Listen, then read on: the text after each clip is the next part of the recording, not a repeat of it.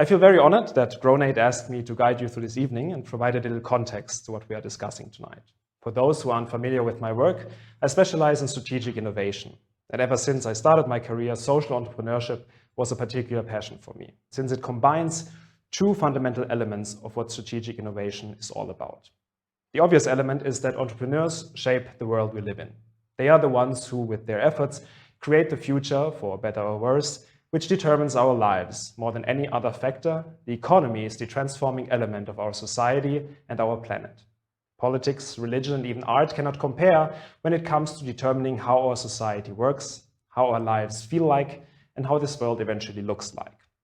And the nature of any free market is that only those who provide innovative ways into this future are actually going to be a part of it. This means that the future and innovation are inextricably linked, because innovation brings about the future, while only innovative companies can survive the unforgiving wind of progress, hence the future itself. But the focus of social startups is also connected to strategic innovation in a more hidden, but even more meaningful way. It should not be news anymore that this world is in trouble. Technology designed to bring about progress is eating up all our resources and threatens to suffocate us even before we are able to enter this glorious predicted future. When it comes to society, social media, originally designed to bring us closer together on a global scale, is dividing us. We wrap ourselves tighter and tighter into social bubbles, together with people who share the same political views, the same social values, and in the end even define what they believe to be facts and knowledge, irrespective of any dialogue or exchange. With respect to the future, this only allows for one conclusion. Any innovation, if it wants to be a part of the future, must be a sustainable one. Because if we continue on the path we are on, there will be no future for our society, our planet, and in the end, even for the human species. But why is it so difficult for us to find ways into a sustainable economy and therefore a sustainable future? Well, there are three main reasons which I want to talk tonight about and which prevent us to jointly work on a future that is worth living in: knowledge, communication, and perspective. Let me share a small story that captures those three challenges in an intuitive and very relatable way. David Kelly, the founder of IDEO, the California-based consulting firm which developed both the so-called human-centered design and the design thinking method, at one point in the 90s was accompanied by an American camera team on one of his projects. In this piece, IDEO helped the supermarket chain to develop new shopping carts who would better meet the needs of the customers. And after assessing the needs of the actual shoppers, they came up with a prototype. The result looked quite strange and unconventional compared to the usual shopping carts. And this very much irritated the head of the supermarket chain, as he expected a better cart, not a completely differently looking one.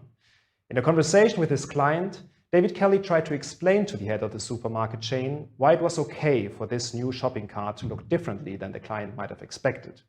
David knew something that the head of the supermarket chain was unaware of, and he tried to communicate it with an explanation that looked somewhat like this. Take a look around. Everything that surrounds us here, the shelves, the floor, and even the building we're standing in, and the clothes you're wearing, is all designed by people. Some things are better designed, others worse. But none of this is determined by nature, and we have the opportunity to make it better. David Kelly was absolutely right. And with respect to what we just discussed about the future of innovation, I'm convinced that we even have the obligation to make it better. What David tried to do by communicating his knowledge on the rules of human-centered design was to detach the client's perspective from the idea that just because something has been done badly for a very long time, we have to accept it. Instead, we can make it better. What David Kelly did not say, but what is equally true, is this also applies to our society and our economy. The fact that we work from 9 to 5, that we work 5 days out of 7, that the highest profit margin is always the best one, and that everything that is legally possible should morally also be done, all this was defined by people.